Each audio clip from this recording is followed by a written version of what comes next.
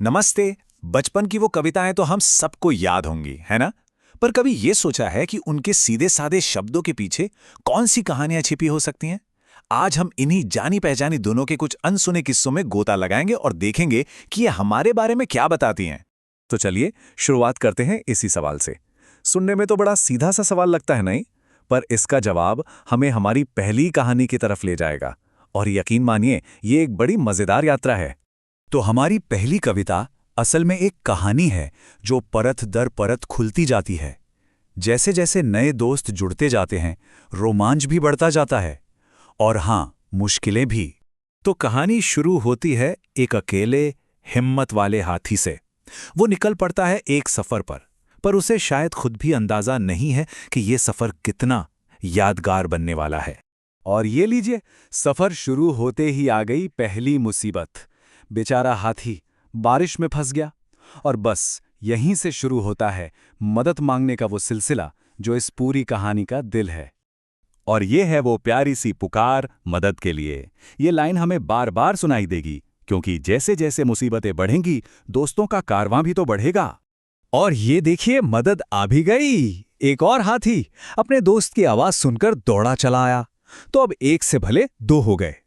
लेकिन कहानी यहीं खत्म नहीं होती, बल्कि यहां से और दिलचस्प हो जाती है। अब देखिए, मुसीबत का रूप ही बदल गया है।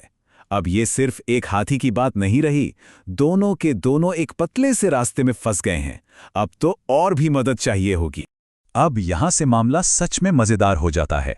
हर नया हाथी जो आता है, अपने साथ एक नई और थोड़ी अजीब सी मुसीबत लेकर आता है। जरा सोचिए, 3 हाथी एक साइकिल पर, 4 हाथी सब्जी का ठेला तोड़ देते हैं, और आखिर में 5 के 5 एक बंदर के जाल में। ये तो एक प्यारी सी अफरा तफरी है जिससे सब मिलकर ही सुलझा सकते हैं।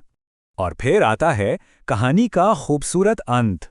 बंदर, जो उनकी परेशानी की वजह बना था, आखिर में वही उनकी मदद भी करता है। और फिर पूरा का पूरा ग्रुप, जो अब एक कम्युनिटी बन चुका है, सब मिलकर अपनी आज़ादी का जश्न मनाते हैं। ये कहानी है साथ मिलकर काम करने की ताकत की। तो चलिए, हाथियों के उस शोर शराबे और रोमांच से निकलकर अब एक बिल्कुल अलग दुनिया में चलते हैं। एक बहुत ही शांत, सुकून भरी और सपनों जैसी दुनिया में। ये लाइन सुनते ही एक जाना पहचाना सा मंजर आंखों के सामने आ जाता है ना? ये लोरी हमें सीधा एक बच्चे के कमरे में ले जाती है। माहौल एकदम शांत और घरेलू सा है। और यहाँ एक दिलचस्प बात है, एक ही लोरी के 2 अलग अलग वर्जन मिलते हैं। एक में नीचे अजय सोता है, तो दूसरे में मुन्नी। एक में कोई सारा मूंगफली लाता है, तो दूसरे में विजय। ये छोटे छोटे से फर्क दिखाते हैं कि कैसे कहानियां एक से दूसरे तक पहुंचते पहुंचते थोड़ा थोड़ा बदल जाती हैं। और अब कहानी एक अजीब सपनों जैसा मोड़ लेती है। जरा इसके लॉजिक को समझने की कोशिश कीजिए। सोते हुए बच्चे को भूख लगती है, लेकिन मूंगफली खाली निकलती है।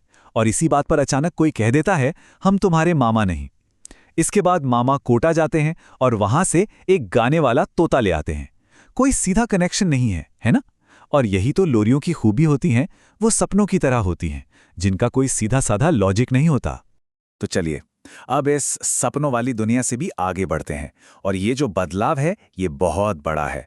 हम पारंपरिक लोरियों को पीछे छोड़कर कुछ एकदम मॉडर्न, एकदम नए जमाने की चीज में कदम रखने वाले हैं। तैयार हो जाइए। बस इस आवाज की एनर्जी को महसूस कीजिए। अचानक लोरी की वो शांत दुनिया एक तेज तर्रार, जोश से भरी धुन में बदल जाती है। यह एक बिल्कुल अलग ही दुनिया है, एक नई पीढ़ी की कहानी। तो अब बात सिर्फ कहानियां सुनाने की नहीं रह गई है। अब सारा फोकस है इंटरैक्टिव एजुकेशनल कंटेंट पर। मतलब ये एक ऐप का विज्ञापन है जिसमें कहानियों से लेकर मैथ्स तक सब कुछ है। ये एंटरटेनमेंट से एजुकेशन की तरफ एक बहुत बड़ा शिफ्ट है। और ये शायद सबसे बड़ा फर्क है। हाथी की वो मदद के लिए पुकार, इधर आ इधर आ, अब एक बिल्कुल नए तरह के बुलावे में बदल गई है। ये कोई कम्युनिटी बनाने के लिए नहीं, बल्कि एक ऐप डाउनलोड करने का सीधा सीधा कमांड है। तो हमने 3 बिल्कुल अलग अलग दुनियाओं का सफर किया। अब इन सबको एक साथ रखकर देखते हैं और ये समझने की कोशिश करते हैं कि ये हमें बच्चों की कहानियों के बदलते हुए चेहरे के बारे में क्या बताती हैं। तो देखिए, हमने 3 अलग अलग पड़ाव देखे। एक मोटा हाथी में हमने देखा कि कैसे एक समुदाय बनता है। फिर ऊपर पंखा चलता है में हम एक शांत, सपनों जैसी घरेलू दुनिया में गए। और आखिर में एप्पल्स एंड बनानास के साथ हमें कमर्शियल और एजुकेशनल जिंगल तक पहुंच गए। तो आखिर में ये तीनों कविताएं हमें एक पूरी यात्रा दिखाती हैं। हम साथ मिलकर मुश्किलों को सुलझाने से शुरू करते हैं, फिर एक शांत पारिवारिक जिंदगी में झांकते हैं और आखिर में एक ऐसी दुनिया में पहुंचते हैं जहां सीखना डिजिटल और इंटरैक्टिव हो गया है।